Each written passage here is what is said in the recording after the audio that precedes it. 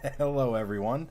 Welcome back to Shifting Lanes Live. My name's Chad. We are once again going at it alone. My partner in crime, Greg, once again is dealing with some real life stuff, and sadly won't be with us. But I still think we have a pretty good show today. As you can see from the title and thumbnail, we're going to be going over some Facebook Marketplace listings because I have been.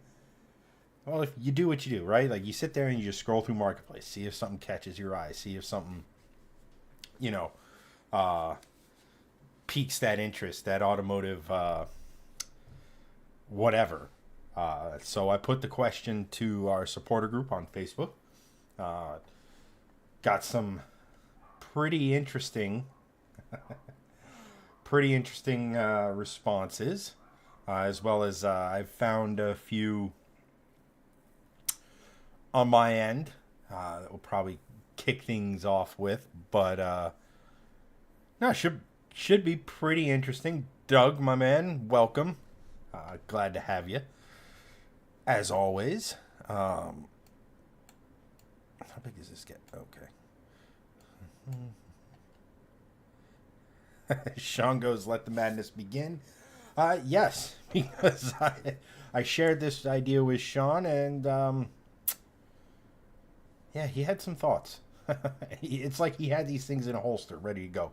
We're going to go through quite a few of his suggestions. We're going to go through the supporters' suggestions, all of that sort of fun stuff. Doug, thank you so much. 100 stars for a better education. Oh, nope, that was last week. Sorry. This one is towards your favorite marketplace find. Now, one of these days, we're gonna do. I'm not saying it's gonna be soon, but one of these days we're gonna do a marketplace build or build off between the Shifting Lanes guys, myself, Greg, Hanson. You know, that'll probably be one of the indicators that we've come into quite a bit of money. But it's something I've always wanted to do. Just take something. Oh, oh shit. Whoops. Wrong lever. Oh. There we go. But yeah, that's something I've always wanted to do was that sort of challenge. Find whatever you can on Marketplace and then do, as you do, the Top Gear style challenges or what have you.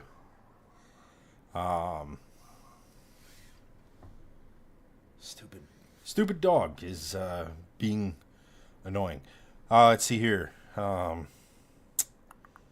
Sean goes, I'm unusually prepared for one of the most I'm unusually prepared for one of the most disorganized people you might know. See, that's the thing. Some people might look at Sean or even myself and say that is incredibly disorganized, but I know where everything is. I'm sure Sean, with your stuff, you know where everything is. You know, it might be disorganized if other people have to know where that stuff is, but if they don't,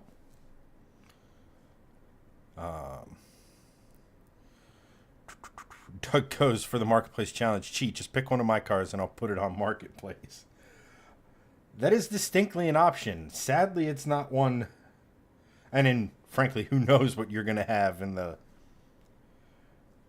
we'll just say 2026 at the earliest or something like that. As much as I would like to make it happen this summer, I don't think it's going to. Anthony goes, your post has some gems. I did kind of take a look. So here's the thing. Everything that was sent to me or posted in the supporter group or any of that other sort of stuff was...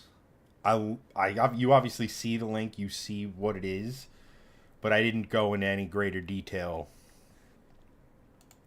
So the thought being with that is kind of a blind blind reaction.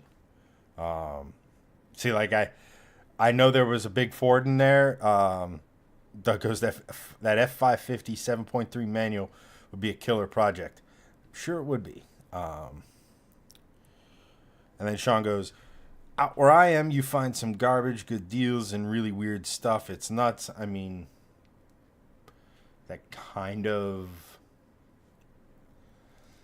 I mean, let's just say I'm not very surprised for whatever that's worth. Let me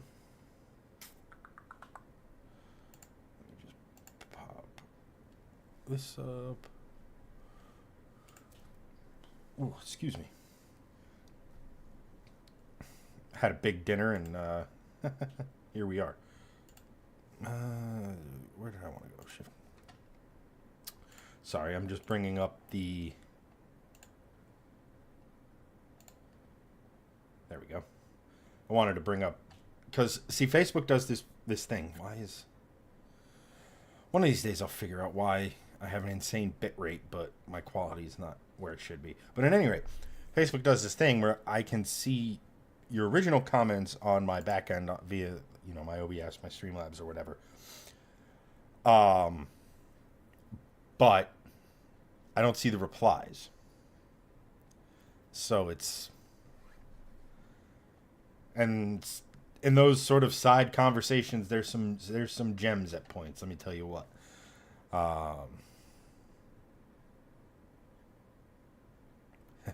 Doug Coast, we find you out there, Sean. Yep. Steve, welcome, my friend. And Sean goes, sometimes I'm all three of those at once. Garbage, good deals, and really weird. Aren't we all?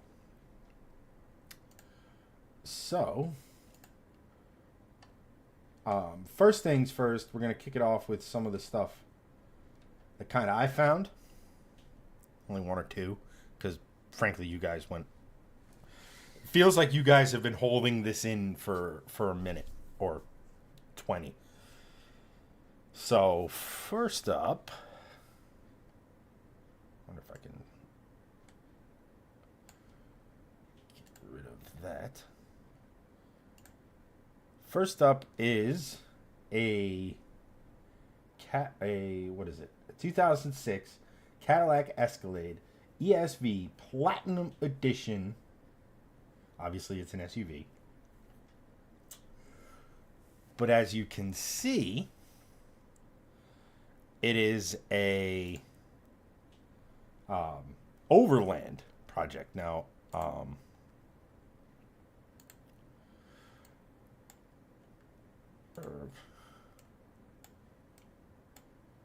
to do that.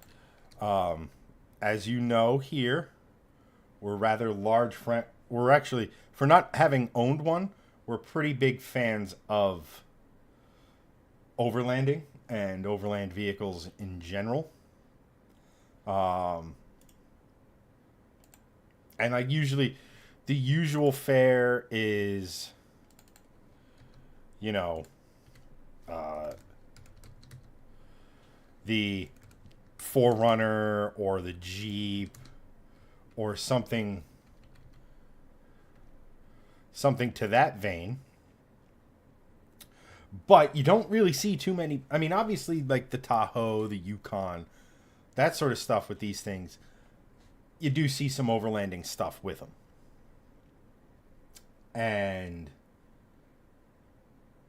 But when you put the Cadillac badge, especially like the Escalades, now, admittedly, the original or the early days Escalades, the interiors were, nice, but they weren't what they are now. They were just nice for GM, but look at this setup, man. It's pretty fucking nuts.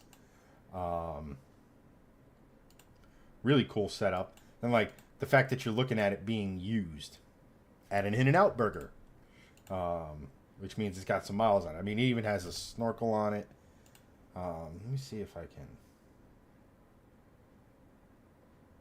Let's see here. The description goes, is highly modified for overlanding. Guy found a diesel Escalade that he wants to trade for. He honestly sounds like one of us. Diesel Escalade. I have a feeling that'd be right up your guys' street.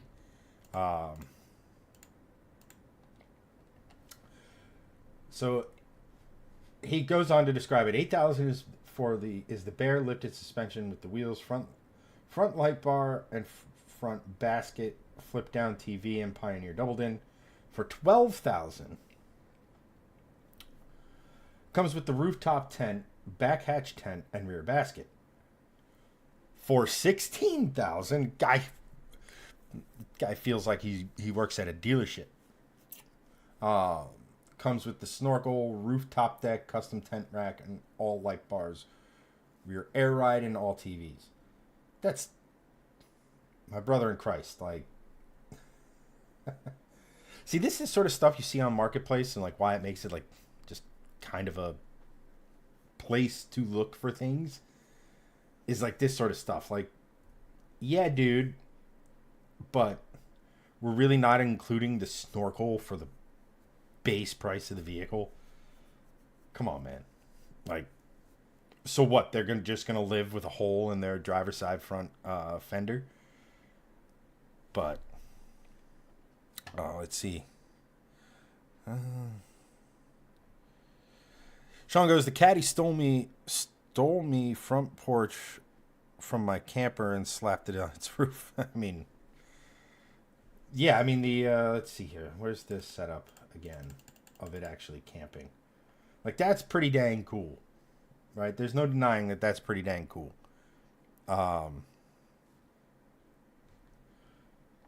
It's just like the listing. It's like, come on, man. Like certain stuff. Oh, here we go. Yeah, here's the whole list of everything. We don't have time to go through everything because it's a lot. There's a video. And we're back to the main pictures again. Steve goes, not worth the 16 Gs with 181,000 miles on it. That says maybe, but like you also got to remember, like it's got an LS variant. I don't remember what specific one came with these, but taken care of, they'll run forever. All the suspension is way newer than 181,000. For $16,000, if you're into overlanding, like it's kind of a steal. But if you just want an off-road Escalade, I can kind of see where you're coming from. Goes, send him a DM with the channel link. I think we'll be all right. Keith, multiple time guest of the show. Sorry, guys. I'm guessing amount of time I spend on Facebook Marketplace is insane. I mean, isn't it kind of what you do, though? I mean,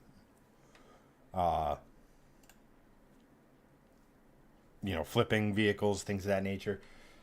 So this was a pretty interesting one. Like, you don't really see these in, you don't ever see these. A little off-putting. More views of the tenting. It'll at least support the weight of a child. You know that. I just think it's a really cool idea to take something that really was never intended for this, even though the chassis upon which it was built was. Yeah, so many good deals in Florida. Florida, man. Anyway. Moving on, because I do want to get through these first few. Whoops.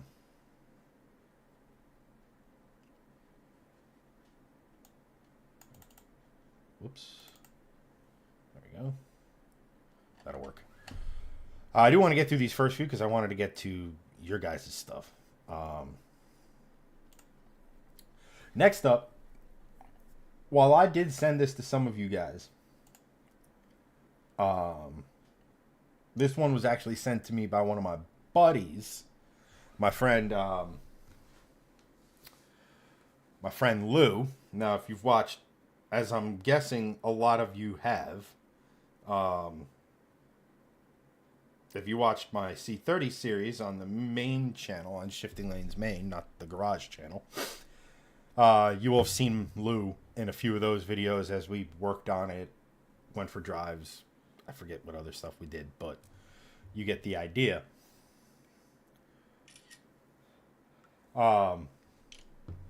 He sent me to this. He's on Marketplace more than I think anyone else I know. One of these days, we're going to find him a good SRT4 and help him rebuild his. Just so, I mean, he's a car guy, but life has thrown some curveballs, and he hasn't been able to have, that fun car. They have a really awesome Ram 2500 V8, not the Cummins, specifically not the Cummins. That's really cool, but like that fun back road cruiser they don't have. But this thing, so the long and short of it is it's got a built 4G63. That's the Evo motor, if you don't speak Mitsubishi. So it's got JE pistons, rods, main girdle, ported head, ARP studs and fasteners, as you do. You can see all these sorts of things. Big 210 gallon per hour twin fuel pump, 1500 cc injectors, T4 twin scroll manifold with a BorgWarner S366 turbo, S90 throttle body, BC coilovers, set up currently for E85. That's a simple tuning thing. You can tune that out right out. Radiator. Basically, someone or this guy himself went through the JDM catalog. What do I need? He's unsure on the transmission. He knows it's a built Evo trans. Or no, it's a trans with some fresh Evo parts and an upgraded clutch. But he doesn't know for certain. Dude's being honest. That's pretty awesome. The turbo currently is not finished. It needs lines in a drain pipe, oil lines in a downpipe. The radiator needs to be installed. Has some video of running on the stock turbo. May finish it and repost. I want to sell what it is. Price is right. Well, I want to keep the seats in the turbo to bring the price down a bit. So this thing as it sits, it's probably a 500 horsepower car on pump. 500 wheel. That is an insane freaking, and it is clean. You do not see these older DSMs this clean, especially in the original paint. While the body style isn't necessarily my favorite of these, there's no denying this is a pretty cool car. These, in case you were wondering. So when the Evo 1 and the Evo 2, and I forget which generation of Evo are the first ones to come here. I want to say 7 or 8, if memory serves, but I could be wrong. We didn't get the Evo. We could see it in Gran Turismo. We could see it in World Rally Championship. We could see it. But it was like the GTR. We never got it. So these DSM cars, the Talon, the Eclipse, the Laser, I think it is, or I think there might be one more that I'm forgetting. But these were our Evos. The all-wheel drive system was pretty close. Trans and the engine were pretty close. These were our Evos. And they're really cool little cars. Doug goes, yeah, never owned a Talon, but always thought they were well styled. Yeah, I think they're all I think the styling of them was all pretty good. All with we'll call it the hood bump generation. I don't know which, but if they have a hood bump, whether it be this one or the body style following it, they're pretty good looking. It was when they went to that like transverse V6 of Too Fast, Too Furious fame that they started kind of losing me. Jonderson, hello and welcome back. Been seeing you a bit more. Appreciate you. Keith goes, SRT4 caliber is what I'm hunting for. It's hated on, but I think they're wicked. To each their own. I mean, look, they're goofy as hell. They look like Honey, I Shrunk the SUV. But those things are quick and they can handle quite a bit. The Eclipse was just the sexiest of them all. Yeah, but if you put an actual wing on any of them, they all kind of look the same. I always kind of liked the Eagles because they had I don't know, because they had an eagle on them. That was pretty much it.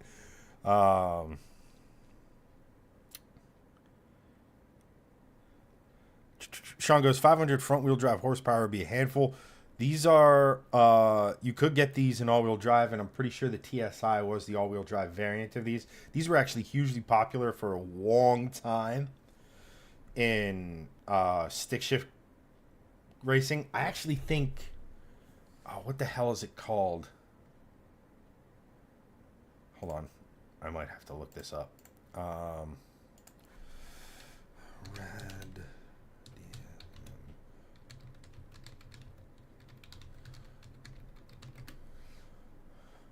Yeah, the Red Demon. See if I can.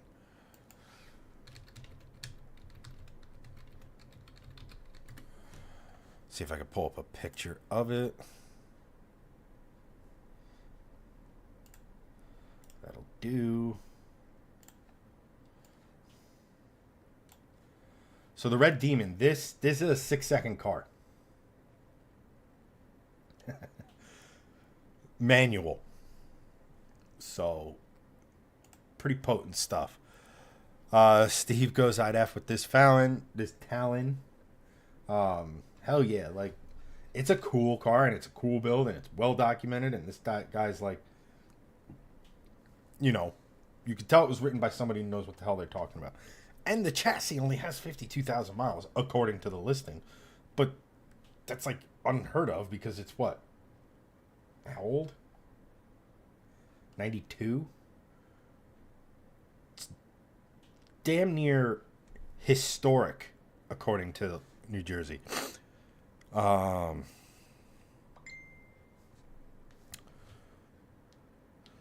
Sean goes, we did briefly get the Galant VR4, which was the father of the Evos. Yes. And then for I don't know how many generations, we didn't get any Evos. So, thanks, Mitsubishi. But at least we got the DSMs. At least we got the DSMs. Tug, of course. The wheels look a little like Volvo Virgo wheels from that angle. I mean, I'm going to have to 100% default to your expertise on that because Volvo owners and the amount of wheel knowledge you stack up on stock wheels is insane. It is unlike any other car group I have ever come across. It's insane. The Madeir, the Vladir, the Blagear, like all it just, and you guys could just rattle them off and what they came on and what their specs are and what tire you can. It's nuts. Meanwhile, us Mustang guys, there's two wheels that we know in the S550 realm. There's the performance package wheels, and there's aftermarket wheels. That's it. We don't care about anything else. I guess if you really wanted to get into it, the carbon fiber wheels that came on the Shelbys, but nobody's paying damn near $15,000 for OEM wheels. Especially because, God forbid, you hit a pothole. They're not as not as easily repaired. Sean goes, my favorite Chrysler Mitsubishi car was the Starion / Conquest.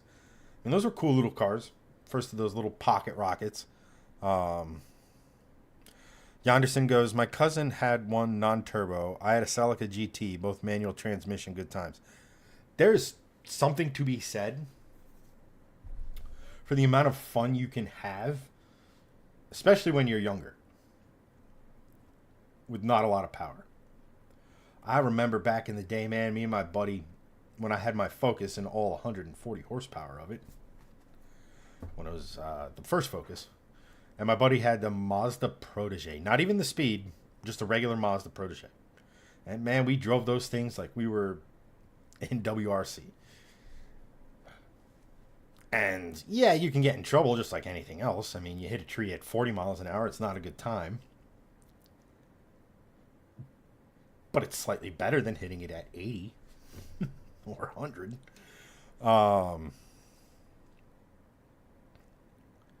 Sean goes, I blame Volvo for having such a vast collection of wheels over the year. Yeah, Mustang has had a vast collection of wheels, or Ford or whoever has had a lot of wheels over the years. Nobody remembers all of them. Like Volvo people do. It is insane. I remember when Greg was looking for I have no idea, but when he had the P2 or the V70R, they were either repros or he was looking for a factory. I can't remember, but the amount of time he spent looking for a wheel, a stock OEM wheel, blew me away. Absolutely blew me away. Because it's, if you look at any of the builds, one of the first thing I do to every single one of my cars, the IS300 got new wheels. The Volvo got several sets of new wheels. It had the Integrale F1552s. Then it had some crap I'm not going to remember wheels that it ended up being sold on, and obviously the factory wheels. The Mustang, one of the first things was to do the P52s on it. But that was while I was trying to future-proof the power it was going to have so I could put a big meaty tire on the back, which it has, which is awesome. And looking at that thing from the back and just seeing 325s out back there is, I see the stock GT sitting on 275s, and I'm like, man, they look like a donut compared to it was one of my favorite things about the car. And the M3 I would have gotten aftermarket wheels, except it came with aftermarket wheels and the stock wheels. And at the time, BMW did factory wheels better than everyone else, especially on the E46 M3. And you guys know I'm not often nice about BMW, but credit where it's due.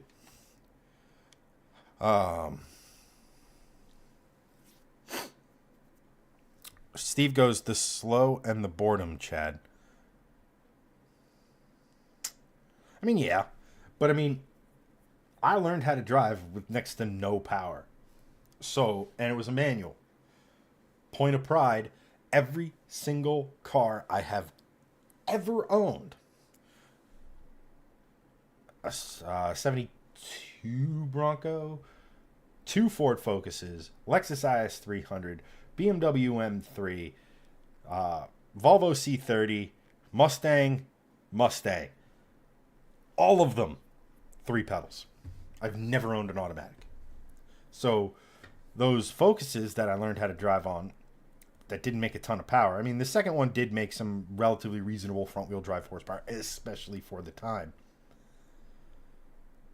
But if you want to have fun, you got to be in the right gear. You got to be at downshift at the right point. You got to learn that sort of stuff. You got to learn how to conserve momentum. You know, you have to learn all of that sort of stuff when you have no horsepower. Now I cheat. I just add horsepower. Like the Silver Mustang. I get behind someone. I had 705 wheel horsepower to catch up. Not a lot on the road that's going to be making that. So, I know you are, Steve. I just was confused. I don't know. I knew what the comment was about. I knew the context of the comment. It didn't make sense in my, lizard brain. Doug goes, oh, that's cute. You can use your two hands to count the cars you've had. Yes. How do I put this? Every car I've come across, I could have gotten two for the price of it, right? Like, when it came time with the Lexus, I could have gotten a couple but I know what I want, and that's what I ended up with. And God bless you, you're in a position where inexpensive deals that are great deals come across more than, I would say, the majority of us. And it's also awesome that you own that many cars. Full stop. Let's see here. Sean goes, my Isuzu, not Honda, is the slowest car I have ever owned. And I used to rock a 93 E50 van. But that's a different type of vehicle. You can have fun in an off-road vehicle like that at like 2 miles an hour. And then Doug goes, I buy hoopties. It's a problem. I mean, it's better than heroin. We'll just put that out there. Moving on. Our next car is this. Submitted by by one of our supporters, Mr. Steve. It is right on the back. Worst condition R32 GTR in the United States. Bring a trailer and cash. Both rear quarters are shot. Driver's side worse, as you can see. Rockers are probably shot. I'm not taking the skirts off to find out. Doors, fenders, and hood are in good shape. Car runs. Clutch kind of sucks. Shocking. Interior is all there, minus the holes from a bolt-in cage that was in it before it came over from Japan. Bolsters aren't blown out on the seats. Dash is cracked. Cluster swapped with an Nismo 320K odometer.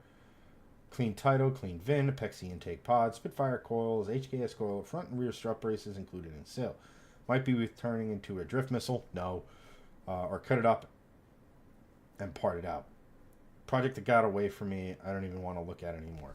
Boy, howdy, have we all been there with the project. Get it away from me. So this thing, if we'll go through the pictures here.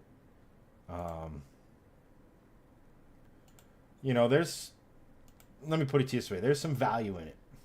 Apart from a lot of rust. And my first response to Steve when he shared this was just run, because all that rust is a problem. But then I started thinking. Get back to a picture of it where it's not. But then I started thinking. RB26 DETTs, they can fetch you anywhere from $5,000 to $10,000. The manual box is probably another $2,000 to $4,000. The Atessa system is worth major money. These things are really expensive because people have started using them in other things. Because turns out you can have a turbo LS and run it through an Atessa system and it works. And it survives. So like right then and there, $12,500 seems like a lot for a car that's in really bad shape. But you're probably turning a profit just selling the driveline. Let alone the hood, let alone the quarters, the bumper. There's also something looking at this, though. Might just be all the rust and like the rough life it's lived. Could also be the way the wheels are. Now that I'm thinking, it might be the way the wheels are. But the side skirt doesn't really make any... It seems to stick out further than I remember these things. But at any rate, as a car, run. Anthony goes, blue car theme? I mean, only 67% of the cars have been blue. I don't know. Maybe Sean sent me exclusively blue cars. But, like, this thing again, you have another honest seller, like, just, dude, take it off my hands. I don't want it. But if you're willing and you have the capacity, there's probably 20, maybe $25,000 in parts in this thing. Or it's a good candidate for taking the entire driveline out and putting it in something different, whatever that may be. Might actually not be the worst. It might actually not. My first thought immediately with this was, might be pretty cool to throw it in like an IS, like find like a sport cross, and throw it in that. Might be kind of cool. And then Sean goes, or do a rally build, or they. I don't know if I want to rally anything with that much rust, because I don't know if you guys saw the R34 that sold, that hit a tree or a post or whatever for $40,000, and the thing just got almost folded. But imagine that accident and the chassis is like begging to return to nature. I don't know about that. I mean, who knows? If you wanted to do a full cage on this car and basically take up all the rigidity that the unibody's using, then yeah, sure. I'd think of that. Or do a tractor pull with it and find out where the other rust is. I mean, I don't think you're going to have to work too hard. When you have rust, in those spots around the windows, I mean, the pickup points for the suspension are right there. You saw the rust in the front end. Like, look at that, man. That is,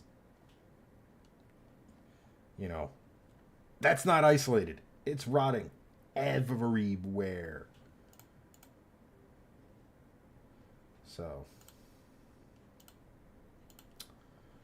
at any rate,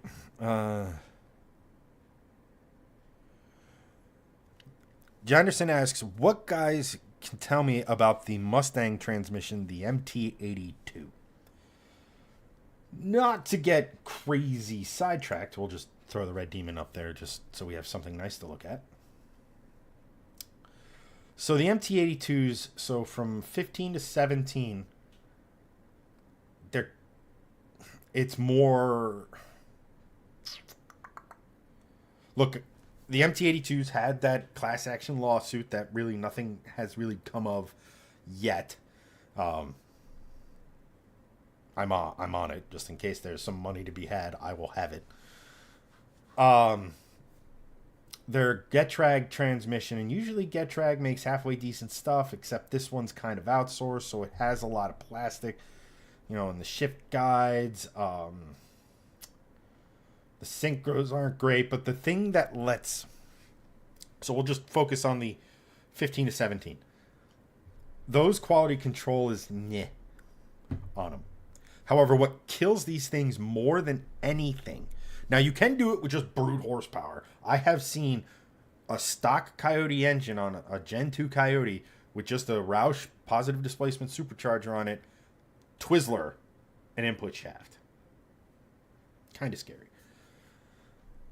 But the thing that kills these transmissions more than anything else... Now, they're not great. Do not get me wrong. They are not great, and basically the way they're designed, they're not even great for swap candidates because the remote shifter's so far back because Mustang. And it's not the way you relocate it. But the shifting mechanism, all of that, is attached to the transmission tunnel, which is separate from the transmission itself. So when the driveline moves or the chassis moves, they're moving independent of each other. And specifically in third gear, it's very imprecise. Second gear isn't great. For the we'll just call it Gen 2, second generation or facelift, to borrow some P1 Volvo terminology, not that it's exclusive to Volvo, but from 18 onwards, they're not too bad. They're a little bit better. They have a little bit better gear ratios in them, but they're not crazy. That being said, with the MT82, if you already have a Mustang,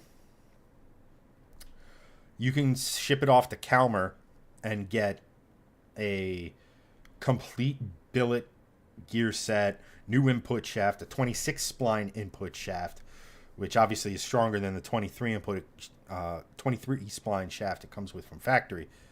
If you're doing a swap, Janderson, Tremec would be the way I would go. Let me ask you a question. Do you own an S550 Mustang?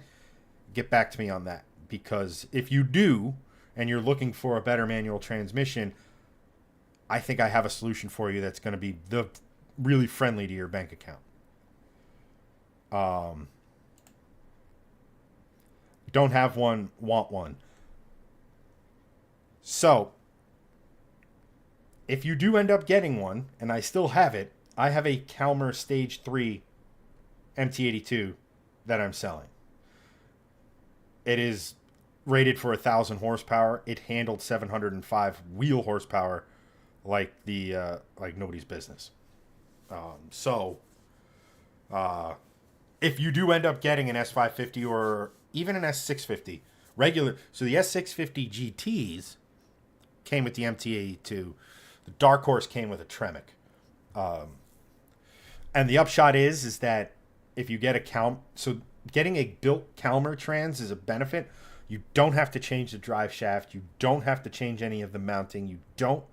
I would also recommend looking into like an MGW remote shifter relocation kit, because that mounts everything to the trans, and it solves a lot of the issues. So if you get the car and need a trans, give me a call or DM me. I can help you out with that. Yeah, the trans is one thing I have a ton of experience with because we did build it for my old car. Alrighty, what do we have up next? Only 40 minutes. We should probably start moving through these. Sean sent me this one, I think. And it's basically a golf cart donk. That apparently runs on diesel.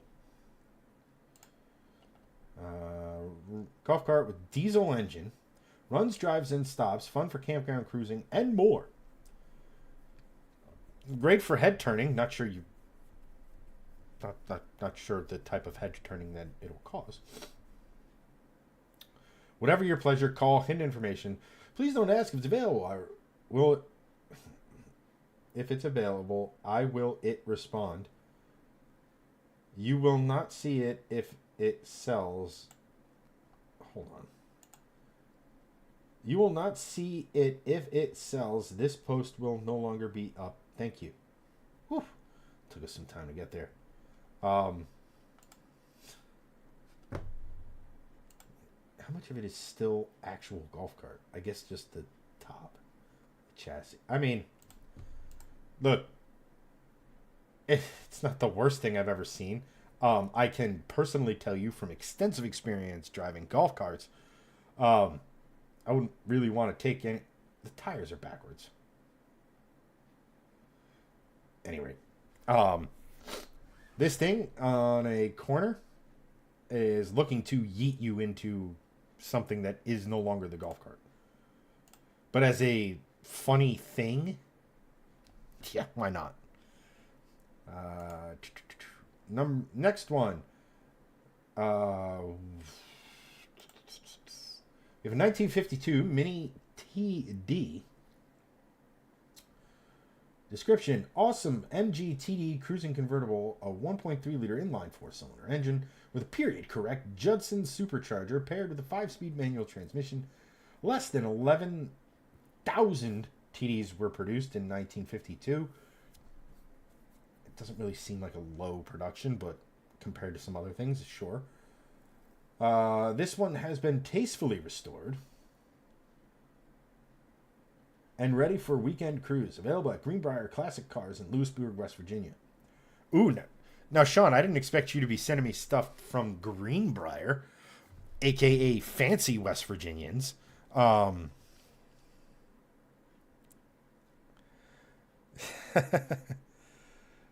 he goes, hell yeah, I was going to say, what is the price on this again? Let me look at this. $26,900. I mean, let's go through this way. If MGs are your bag, Um, absolutely. Doesn't look too bad. It's got all the British, the thing, the things British, like all these little plaques and medals and things, and that shifter looks almost impossibly far away from your hand. But again, and also looks very modern. I don't know. I don't know enough about these to have any sort of that's right, that's wrong kind of a thing. Little tiny 4-cylinder with a supercharger though, that's kind of cool. Oh, that's just your. It's a clean car.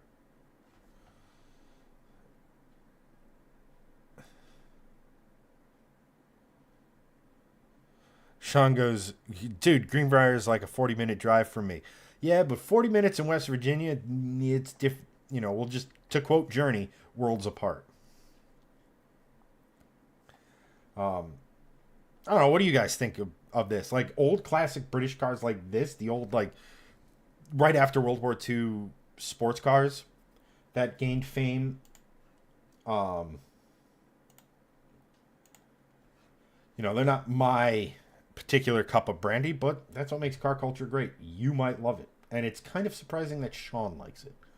I'm almost curious if he just wants to swap the body onto his Isuzu. At any rate.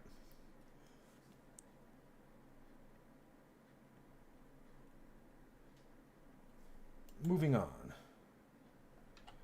Another submission from Sean. We have a $2,000 2008 Volvo C70 T5 convertible, and I literally heard Doug perk up the second this came on screen. If you don't know Doug, big fan of the C70.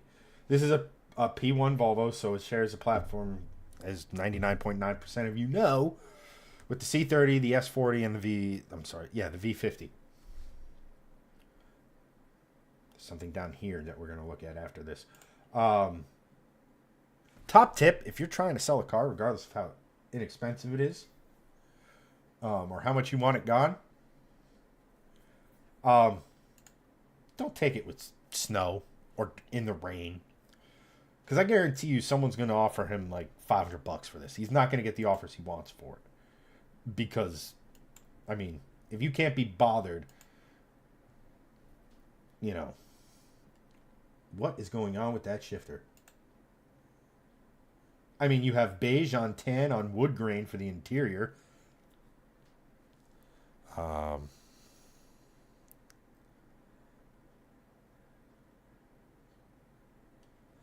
Doug goes, I'd rather have an MGB myself. Yes, MGB, that's MGB with a modern 4-cylinder in it. Actually, we can touch on that in a bit. At any rate, back to the C70. I don't know if it has an AUG. Okay, so we're missing some interior panels. Back seats look like there was a knife fight with squirrels back there. All right, so the car's lived the rough life. It's obviously $2,000, which isn't a lot of money in today's used market. But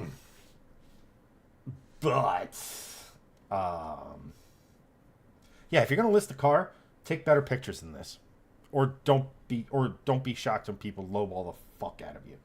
Meanwhile, what has perked my interest looking at this, I don't know if you guys can see it, but there's something down here that just says that the cover pic for the listing is just a dyno graph, and it just says max 836.1 horsepowers.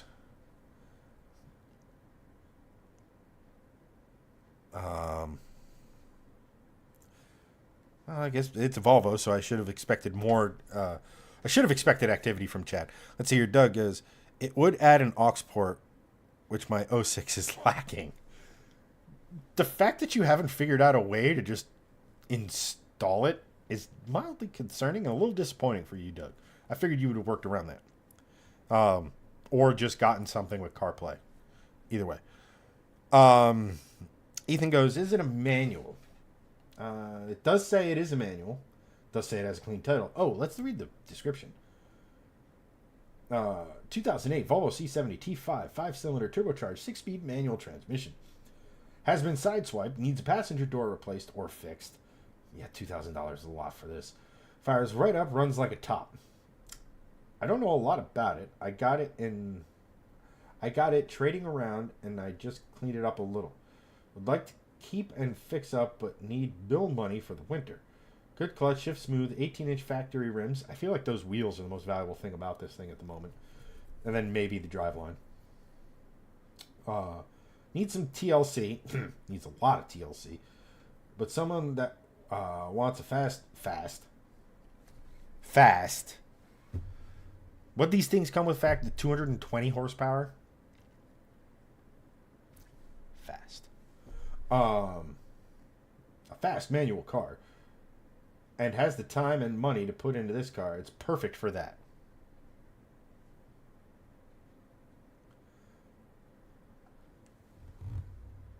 And the guy has his profile picture as Jesus. Nothing wrong with that, but kind of paints a picture. You're kind of getting me. Oh snap, never mind. 2K fit manual for a C70. You might have me if the engine isn't toast. I just run a BT FM transmission. Okay. I only drive with the top down, so audio quality doesn't matter to me. And then Sean and Mark, creating their own show coming soon, if I have anything to say about it. Goes, Anthony, you fancy a visit to inspect and casually lowball the guy? I feel that's like you guys to a T. Anyway, to 836.1 horsepower. What are we looking at? A dynograph. All right. Oh, Jesus Christ. So it's a 2002 Ford Lightning. True blue, the only year it was available. I love how people throw in, like, the color of the car. Like, it was only available in this year. Haha. It's like, okay. Now, I don't know about you guys, but a lot of times when I'm looking at a car,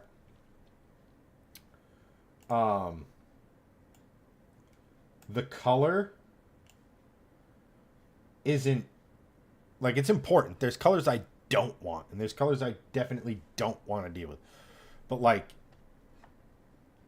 a rare color isn't a selling point for me. It might be for you, and it probably is for Greg, but... so we got a built engine.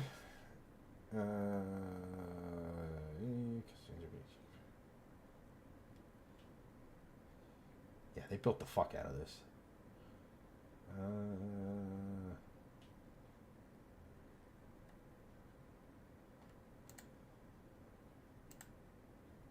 It's got a parachute on the back, folks. And this guy goes to the track. Well, obviously, if you have a parachute, you go to the track quite a bit. But he goes to the track enough to have his NHRA number not just written in those soap pens, but as an actual sticker. I'd be curious to know how this thing hooks.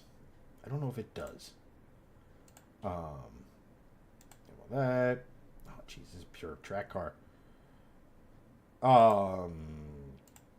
So we have a cage. We have at least a 6-point cage, which means this thing at least runs 9s. 9s? Yes. Big blower and that. All right. Anyway, moving on.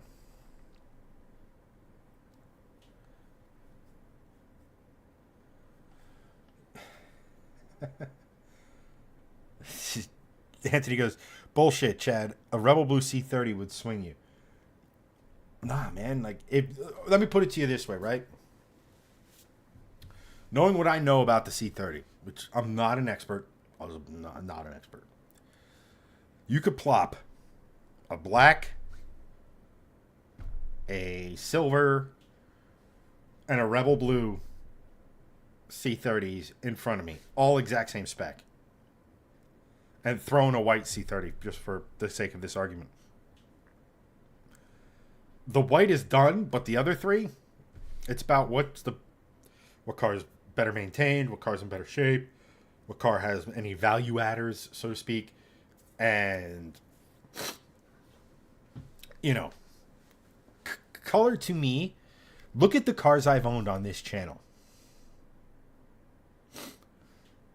Silver Lexus IS300, white BMW, silver C30, silver Mustang, black Mustang.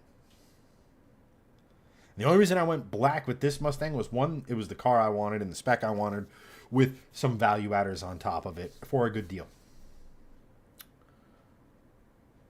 And frankly, I was fed up with getting white and silver cars. But I would have taken a blue one. I looked at red ones, that sort of thing. Like, color is not the first thing I look for. It just isn't. Call me odd, call me weird, whatever. And I like how they sit here and make a point about the color, and then they put decals on it. Like, whatever.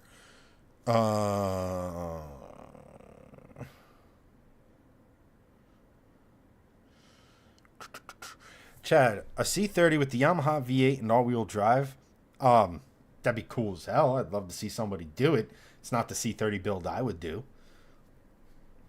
You know, if I had that level of money to swap in and end, I would 100% send the motor out to whomever is a good Volvo engine builder. Pistons, rods, crank, ported heads, and I'd try to get 330, 350 crank horsepower NA out of it, and a 9,000 RPM redline. Make it scream. That's the C. If I had the money to do it and I had another C30, that is 100% the build I would do. I would, and then I would look into the manual transmission, and assuming money is no object on this front, maybe even a sequential, or figuring out a way to make those P1 manuals not feel like you're shifting a school bus with the throws. Because at the end of the day, with those cars, my biggest complaint is just how far the throw is for a car with sporting credentials. They were sporty, don't get me wrong. But the throw of the shifter, it was by far and away the furthest throw of any transmission, of any of the manual transmissions of any of the cars I've owned. The Lexus had a shorter throw. So,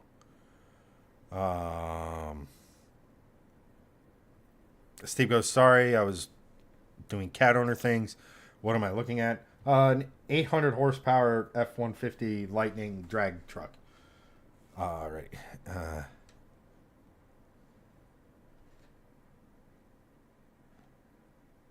Yep, Doug pretty much nailed it on the head. Shifting lanes, where a drag race setup Lightning that makes over 800 horsepower at the wheels is boring, and they just want to talk about Volvos. You've pretty much summed up shifting lanes to a T, which is why I own a Mustang. Speaking of which, another basket case from the unhinged mind of Sean. What am I looking at? 2002 Ford Mustang Deluxe convertible 2-door. I like how they have 2-door. No shit. It's a Mustang. I know what some of you are going to say. Don't. Jesus Christ, why do they just keep popping up? Automatic transmission. Oh, good. The vehicle's paid off. I was really worried that the 23-year-old car might still have a lien on it. Why did you send this to me? It's on blocks.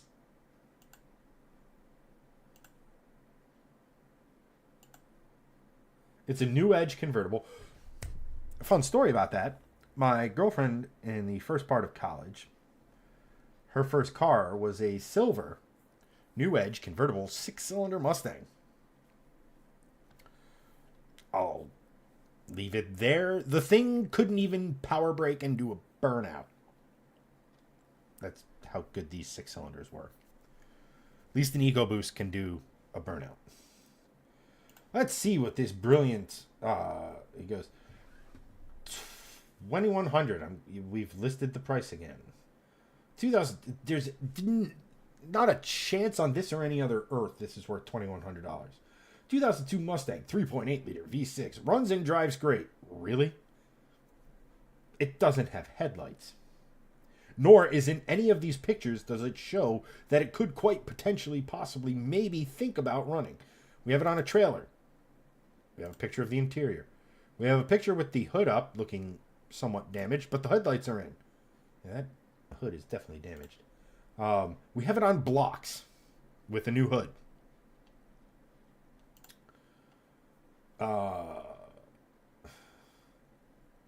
Reconstructed title due to deer damage. Hood needs a little work to shut properly. Would make a good beater with a heater. Runs and drives good. I mean, if the chassis is rust free, if all that stuff's rust free, these do make for. I mean, after all, this is a Fox platform underneath, so as we all know, they do make for good, drag racing cars. Convertible, kind of, not great for that, but you do see convertible drag racing cars. There's just a lot more NHRA hoops to jump through. Yeah. The window stick. Yeah, good spot, Ethan. Sean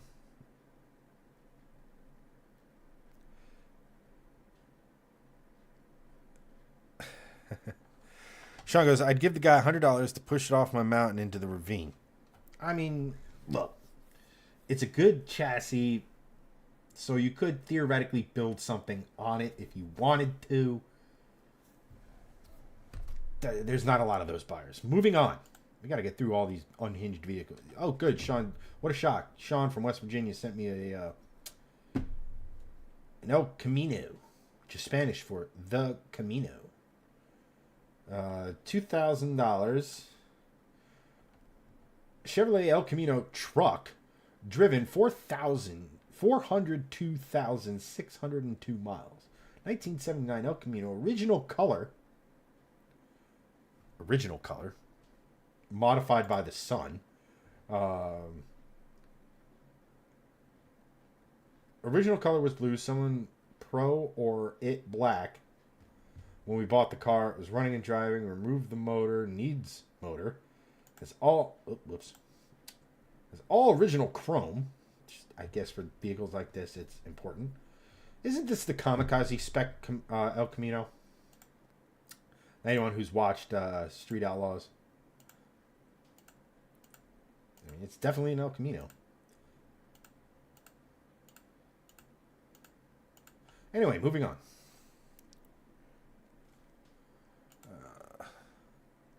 Yeah, miles. I think Sean sent this to me and was just like some version of poor man's. You're gonna make me look at the actual chat, aren't you, Sean? Doug, you make an absolutely brilliant point. Why does it matter if it was running and driving when you got it if you pulled the motor?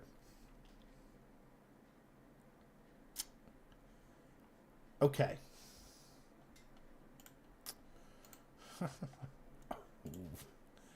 Anywho, something Bronco. We have another one that has 350,000 miles. 92 OBS Blazer has a Jasper TBI 350 and Reman 4L60. Runs and shifts good. Absolutely no oil leaks. Has been converted to R134, but need blower motor for the heat and air. Fully loaded model. Fully loaded. Power windows, power locks, cruise, power captain's chairs. Lifted on 33s. Peasant spec. Needs some work to be done on the road. Need driver window regulator. Currently has bad brake line, but may fix here soon. Needs good cleaning as well. May trade for quads, otherwise cash only. I mean, these blazers are these. Are they even called? I guess they were Blazers. Weren't these Tahoe Sports at some point though? I don't even have chat up.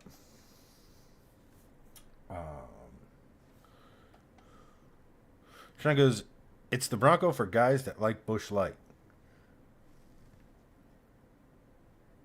Yeah, but the big body Bronco and stuff like that has an air of the mountains, so to speak.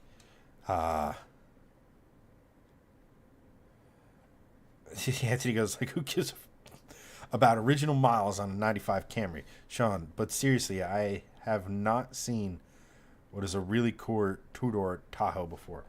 Yeah, these things were always pretty cool because like the styling, that sort of straight line square styling really lends itself to that life. All right. Next up on the show, Sean has car ADD. Anyone? We are now looking at a 1972 BMW, the classic BMW 2002 two-door, four-passenger rear-wheel drive with a 2-liter, 100 horsepower, 4-speed manual transmission, painted Gulf yellow with very nice black interior, and the classic BMW wheels, showing 45,000 miles and very fun to drive. Greenbrier Classic Cars, Lewisburg, West Virginia. Once again, Sean from the top rope bringing us the Greenbrier. Here's the thing. To some people, these are extremely cool cars. To some people, they're not my bag. I don't mean to be. Look at that shift knob. Not even a knob. It's like a shift pancake. It can't feel good.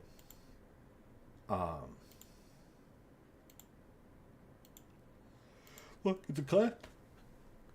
it's a classic car, so it deserves to live.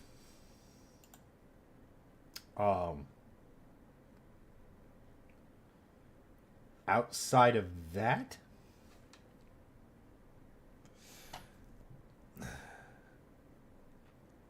Doug goes, I do think my 142 looks better. Here's the thing that loses me with these old BMWs. They have that classic 3-box look, right? And then this sort of, the hood doesn't really seem to line up right.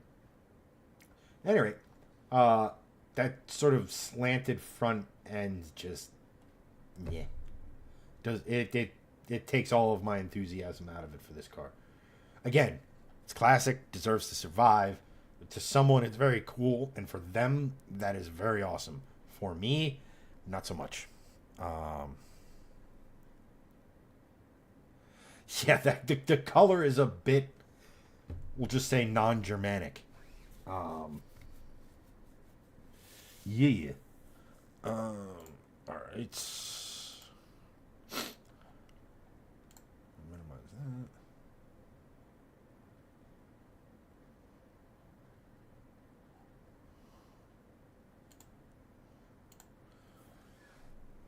Whatever. All right.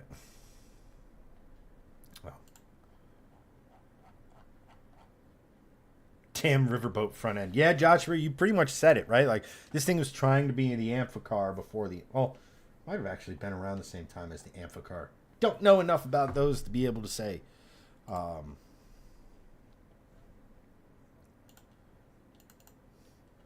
Alrighty. Now we move on. Actually, before we move on,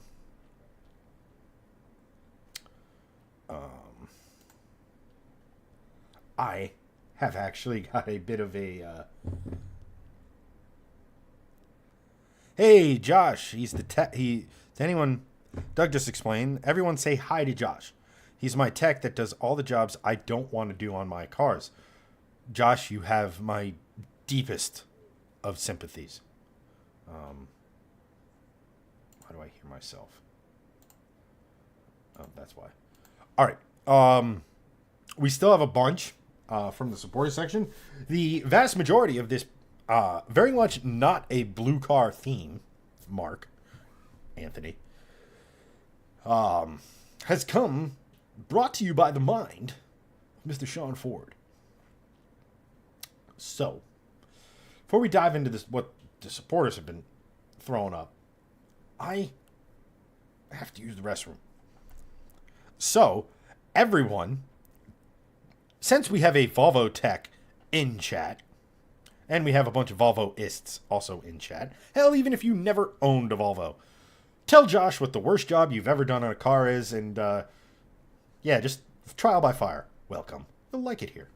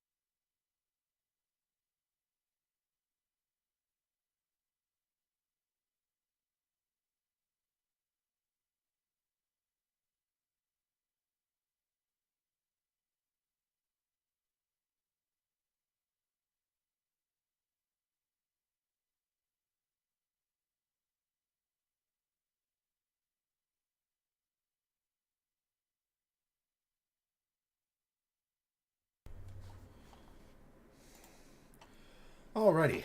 Sorry about that. What do we got here? Um, Sean goes, the Volvo 940 heater core can kick rocks. Doug says we got to get him to movie night this year. Absolutely.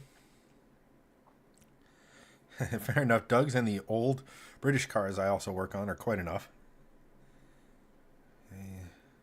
Anthony doesn't like the lower control arms on a P2 XC70.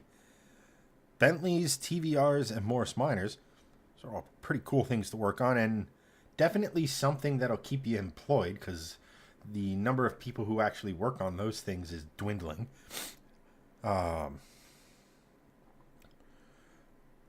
We can see if the rodeo has the gearing to pull a tractor around.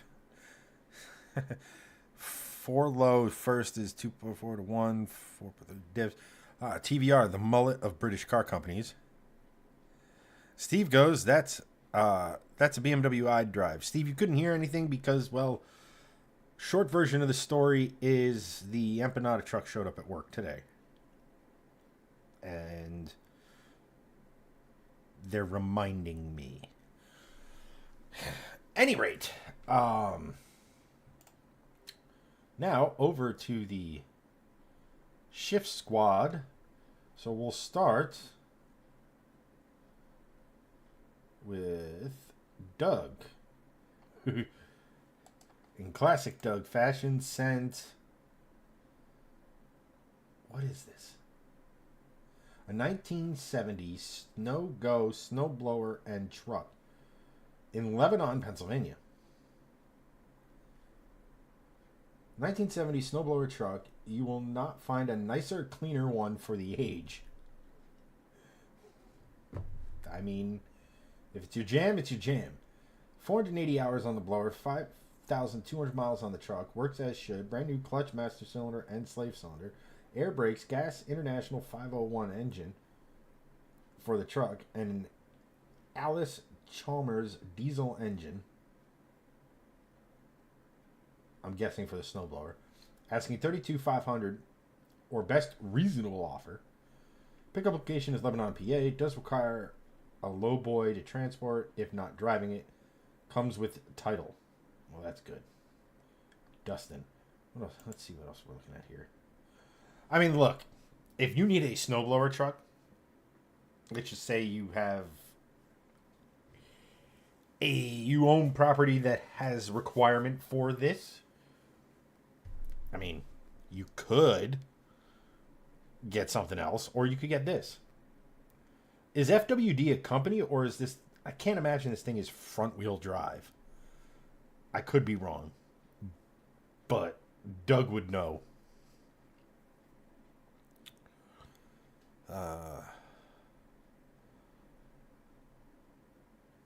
Sean wants the snow truck and put a wood chipper on it instead. Josh goes, that truck blows. Sold. Haha, touche. You fit right in, Josh. Is that a giant get wrecked Jenny on the back? Well, okay, thank you for clarifying, Doug. It is four-wheel drive. FWD is the company. Fairly classic Doug. Without question. Like I said, if you are the type of person that has need for something like this, why not do it classic? Oh, it says right there, if I just gone through it.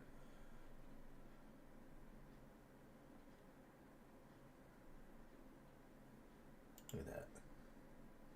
And for its age and for what it does. Let's not forget, this isn't just some showpiece that just sort of sat around or anything like classic. Like, this thing has worked its entire life. Damn near 50 years. Actually, over 50 years. And look, it is very clean on the inside. That is impressive. Alright. Let's see here. We got rid of that. We saw that one. Greg is not feeling well. Doug, I could have swore you sent something else too. But, at any rate, we now move on to the Mind of Anthony. Now keep in mind, Anthony lives in a slightly more civilized area of Appalachia than Sean does. Sean goes, I cannot be trusted with that vehicle. I don't know how many of us can be. Oh, it's a K car.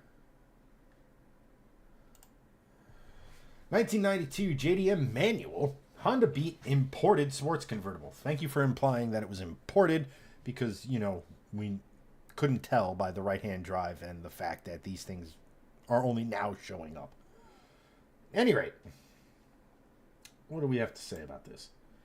1990 sports convertible PP1. If it's anything like Mustangs, that must mean like premium performance or some nonsense. Imported from Japan. Shocking. Excellent condition. Manual transmission. Full options with alloy wheels. It has 147,000 kilometers.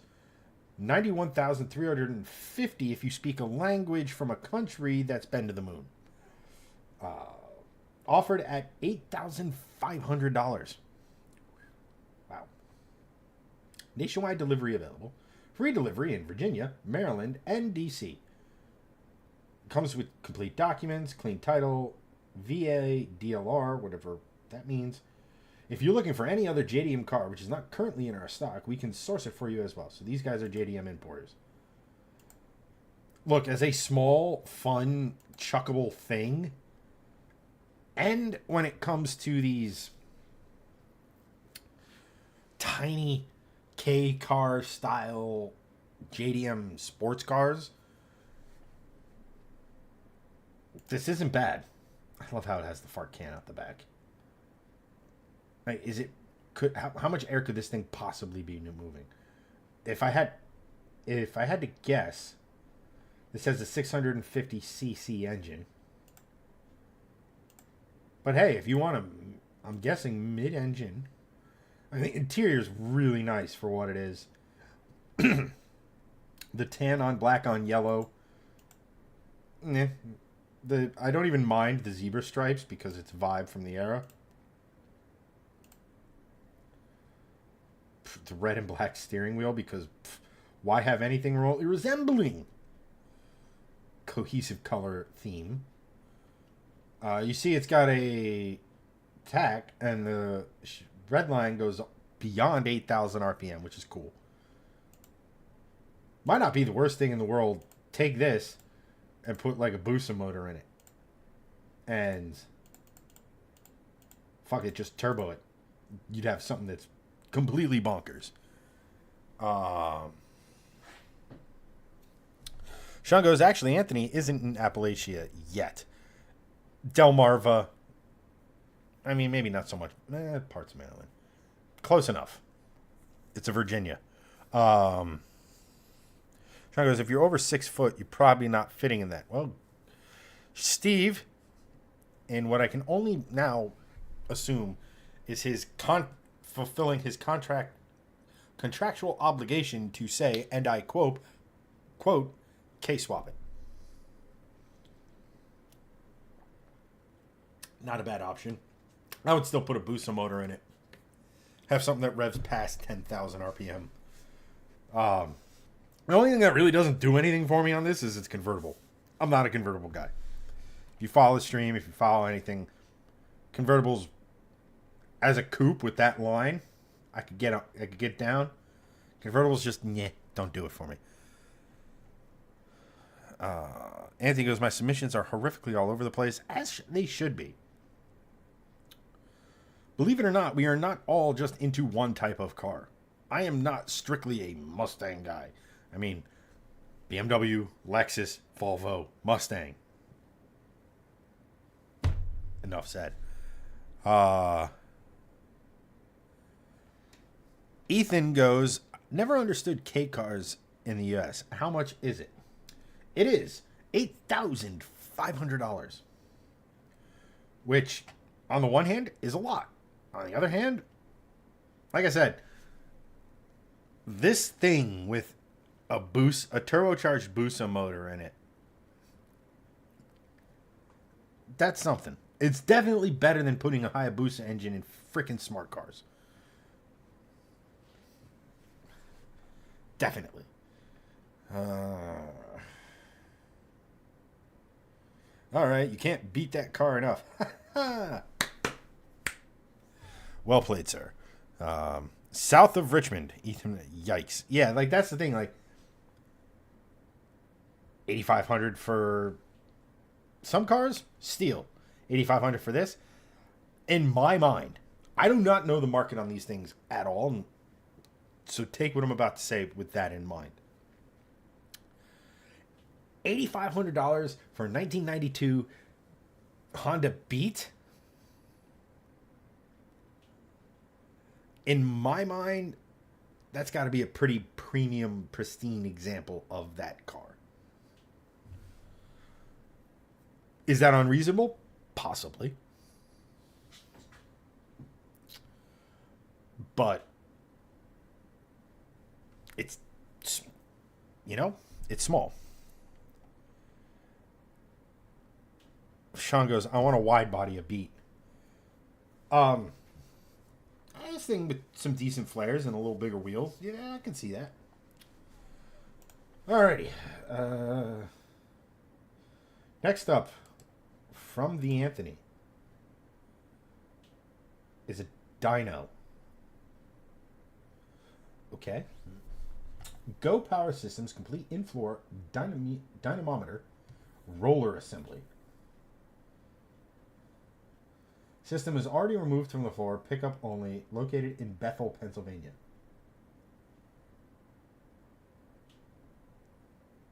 I mean, if I had a garage with a giant hole in the ground, I might be thinking about it. I mean, it is definitely classified as, weird.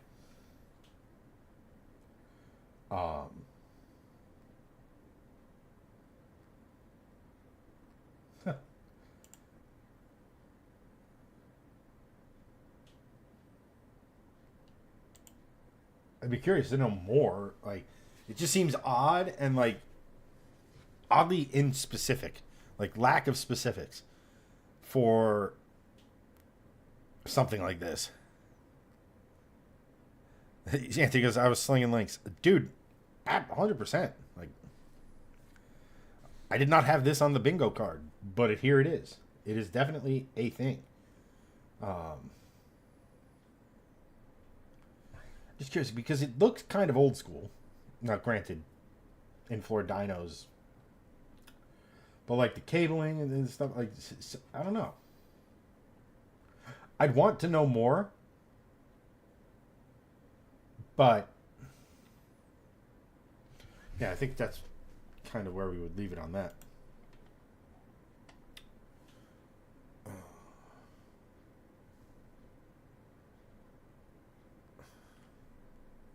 Sean goes, Anthony, what are the logistics of getting the excavator to my farm to dig into the mountain? I'm sure a trailer and one of...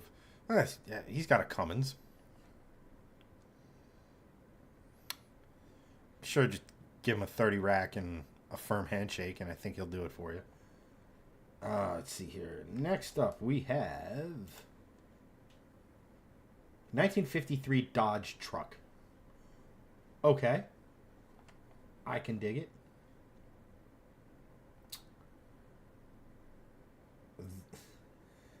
And the description for this truck that cost $5,000. This truck don't run.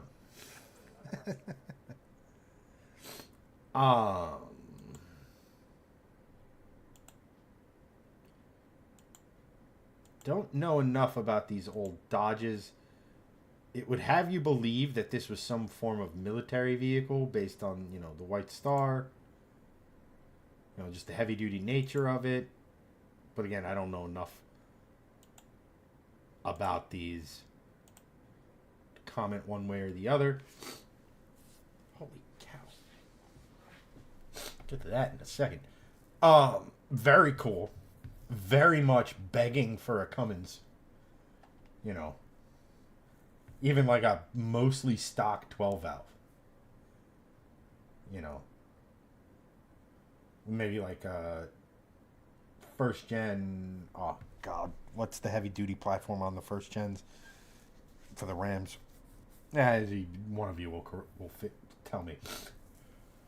But that's a pretty cool option. I mean, this thing has the this thing makes a Volvo 240 look aerodynamic. But I can always get down with this sort of styling. Because even though it was designed with no thought for style whatsoever, it was just, we need something to cover this.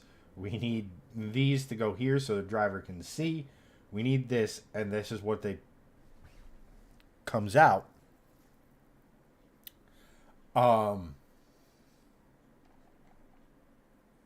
They just end up looking cool. And it's weird because like there's no thought to let's make this thing look as good as we possibly can. It was just no, like how do we make it? How do we make it cheap? How do we make it do what we want it to do and not much else? And that's always cool.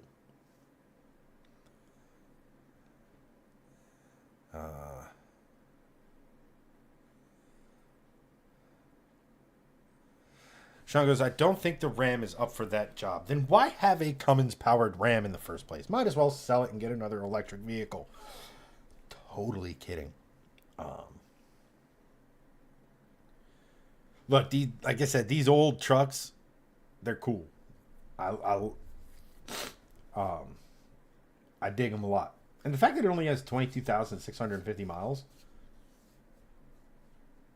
okie dokie then. Since we were talking about it before, there's another, just something that popped in and we haven't, this is actually from my neck of the woods. It's a in 1992 Suzuki Carry Dump 4-wheel drive. It's a K truck in rather immaculate condition, or at least recently painted. Yeah, Doug, that Dodge does need a mod deuce. It would seemingly be fitting with the vibe. They painted the bed, which, I mean, sure. It's actually, so here's the thing, right?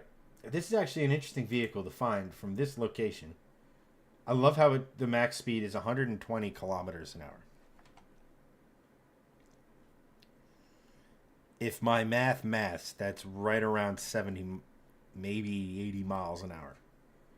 And I don't, but then again, I don't think I would want this thing going much beyond that. It has a New Jersey title in hand. Axle-lock, 2-wheel drive high, 4-wheel drive high, low transfer case. HD dump model with fold-down sides. Only 8,800 miles. Reupholsters interior with marine-grade vinyl, Bluetooth radio, and 6.5-inch speakers. Notorious. I guess if you know these K trucks, something could be notorious. Notorious HVAC cable replaced with OEM. If it's notorious, why are we replacing with OEM? Like, isn't there an aftermarket fix? Fresh white paint job of the entire exterior. As we mentioned before, the bed included. Truck will come with a set of brand new OEM sized tires mounted, buyer's choice of on or off-road style. Can I have both sets? Or are you... Methinks they have another one of these, right?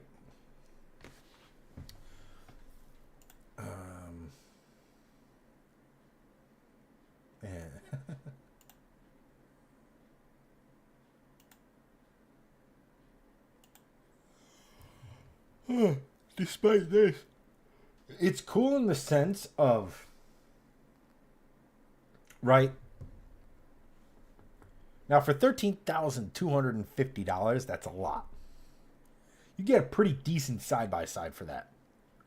Then again, you can't take the side-by-side on the road. And I'm 99% sure I've seen this on the road. Because, like, this is the next town over for me. Interesting. Got a man in a high-vis jacket. Anything else interesting as we scroll through here? We have a Beetle of some assortment that's been slammed. I love these. It has come time to sell my beloved car. I have a 5th family member on the way, and it would be difficult to fit everyone in this car for short weekend trips. I'd imagine it would be difficult to fit your existing 4 family members in that. I've owned it for the last 8 or 9 years. Okay. 6 years ago, it underwent a major overhaul. New motor, disc brakes, front and back. Major upgrade for these.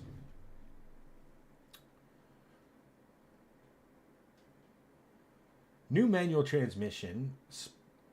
New 6-inch narrowed beam from Words. Adjustable spring plates, and the Porsche phone dials were added last year. Those are the wheels. Motor is 1776. That's cubic centimeters. I had built by Gem VW before the overhaul. Disc brake kit came from J-Bugs. Transmission, I believe, was from SoCal Auto Parts. The only thing I never touched was the wiring, and if you know these cars, the wiring is awful from the factory. Price is negotiable. Car is currently located in storage in Easton, Pennsylvania. Yeah, not too far from me. Okay, so Volkswagens.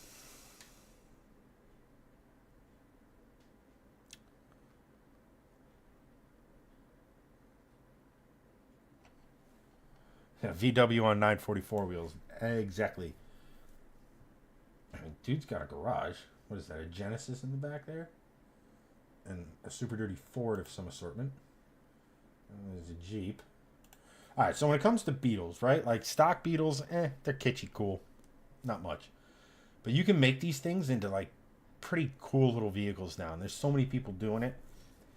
The Volkswagen, and the Volkswagens are the Beetles or Bugs or whatever you want to call it, always have kind of an interesting place for me.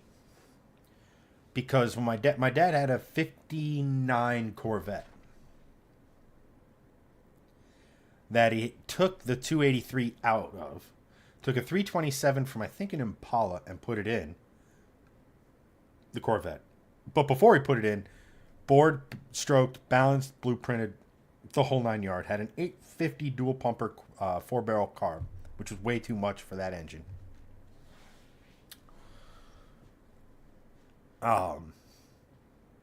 Mag wheels, disc brake, or upgraded disc brakes. I forget what he got those off of. But turns out that car was pretty god awful on gas, even back then. So he needed a commuter car. So he, instead of buying one, he went to several different junkyards. And out of, I think, 3 or 4 separate Volkswagens, just built the car. So these things have always been kind of cool. You can, so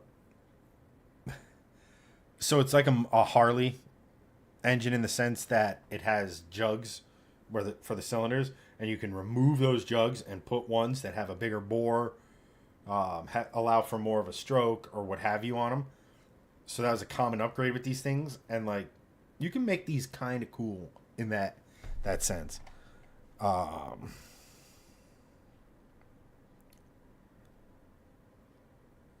Boy has the long wheelbase S600 Benz. I was looking at the Beetle while Chad was talking about old GM small blocks, and I got confused, then excited. Yeah, that's kind of the story of, you know, how I can look at a Corvette and think Volkswagen, and look at a Volkswagen and think Corvette. And like I said, these things can be really, really cool. They can be really fun. You know, I mean, you can make a track car out of this. People go drag racing with them. Oh, there was some rust. You know, they can be fun. For $13,000, though, I'll keep my money. What else are we looking at? Blue Screen of Death. That's good for a gaming PC. Look at vehicles.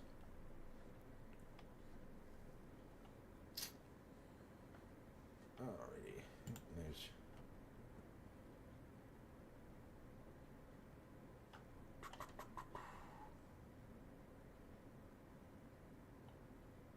Oh, there's a Fox body chassis if anybody wants. Very bare. There ain't no way I'm touching this. No, thank you. There you go. This will get Steve. Oh, Steve, this should be your next car.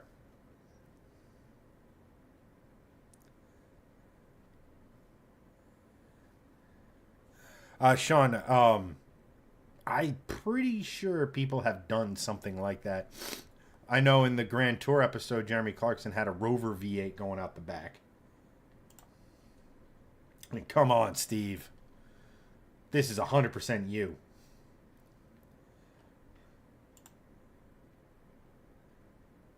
I mean, that's concerning.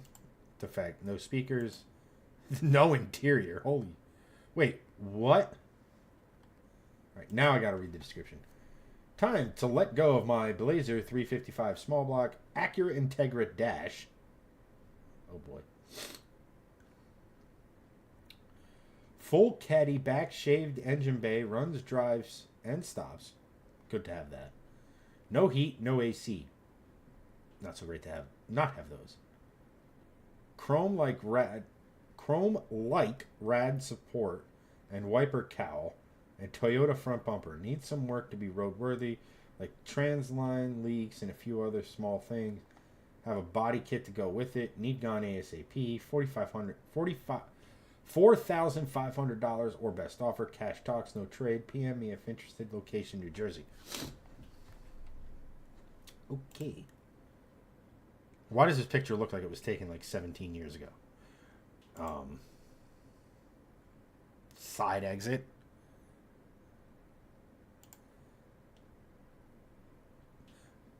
My man has a Honda Prelude sitting in the driveway. Dude, these pictures look like they were taken 20 years ago. Old caddy.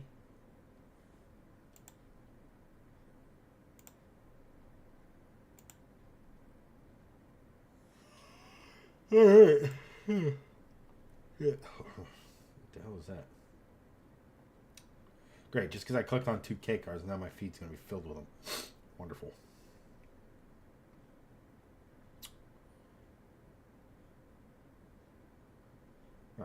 Police impound lot with a race car Mustang. Fox body.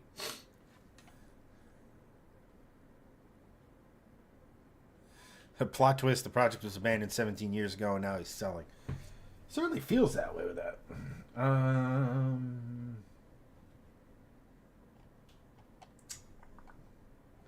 Alright, let's find one more. What in the world's going on here?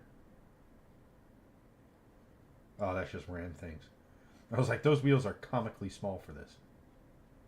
Landing, that's not too far from me. 305,000 miles. Nice.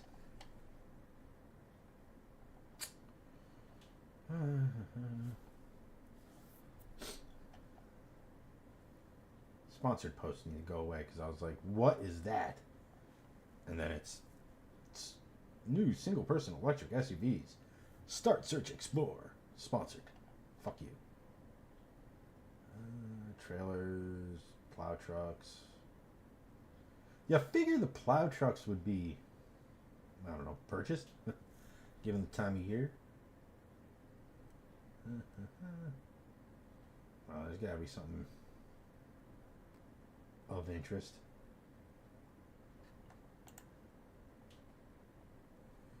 Freightliner. I have no idea what I'm looking at. Moving on.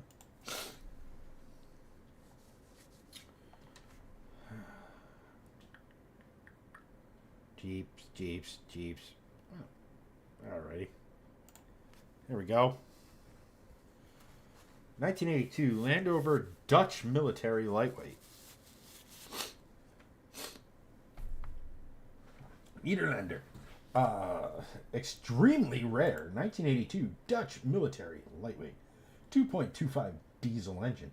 New Rocky Mountain parabolic springs and shocks, new glow plugs, new radiator hoses and belts, 31-inch Trexus mud terrain tires on steel wolf rims. Rims annoys me. HD steel tire chains for snow wheeling. New rear cross member, roll bar and steel front bumper off lights, full Kansas top with a bikini top, Smittybilt 9K pound winch with synthetic rope and custom winter engine muff. And this, I'm not gonna lie, I feel like I look at this and this is what Sean wishes his Isuzu was.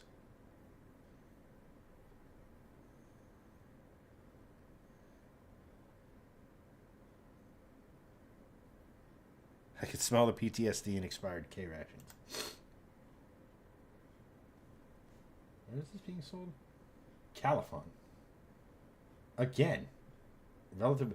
The Grateful Dead sticker and a New England Patriots sticker on the car.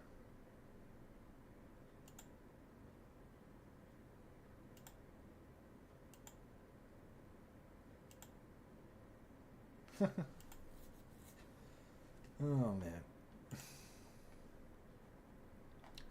Alrighty. Well, I think on that note, guys, thank you to everyone who submitted. Thank you to Doug for the stars. Everyone who liked, shared, and all that sort of fun stuff.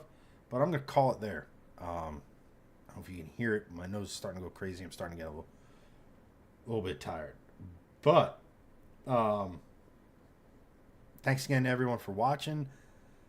And who knows? We might even have Greg next week. Who knows? But for this one, that's a wrap. Thank you again